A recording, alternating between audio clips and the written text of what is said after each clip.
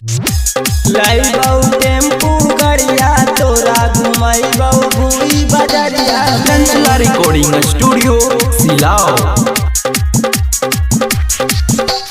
खड़ा रही है गोरी नालंदा के तू बजरिया में, नालंदा के बजरिया में लइबौ टेम्पू गड़िया तोरा घुमैबौ गया सहरिया में। लइबौ टेम्पू गड़िया तोरा घुमैबौ गया सहरिया में। रखले ही आऊ गाड़ी अपाची घुमैबौ हिलसा बजरिया में, घुमैबौ हिलसा बजरिया में। लइबौ टेम्पू गड़िया तोरा घुमैबौ पर्वतपुर सहरिया में। लइबौ टेम्पू गड़िया तोरा घुमैबौ गिरियक बजरिया में। लइबौ टेम्पू गड़िया तोरा घुमैबौ पर्वतपुर सहरिया में। मंगुरा नवादा, मंगुरा नवादा, मंगुरा नवादा। Chanchala recording studio Silao. अखिया में बासल हाथी दिलावा में धसल गे, दे देना हाथ में हाथ छोड़बौ नहीं साथ गे, छोड़बौ नहीं साथ गे।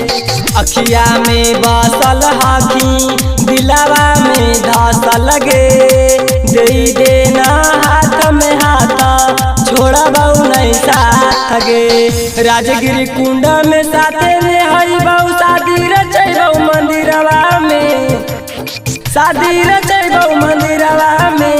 लइबौ टेम्पू गड़िया तोरा घुमैबौ गिरियक बजरिया में।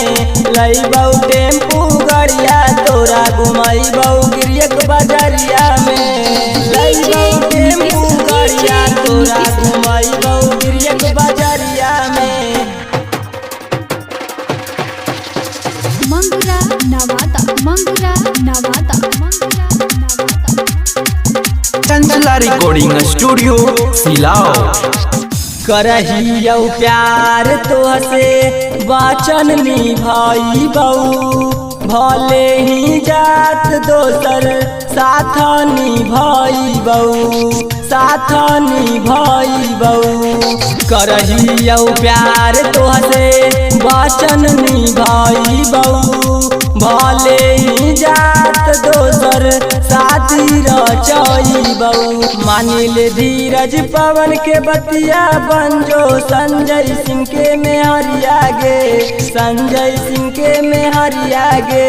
लइबौ टेम्पू गड़िया पूरा घुमैबौ नवादा बजरिया गे। लइबौ टेम्पू गड़िया पूरा घुमैबौ लोहा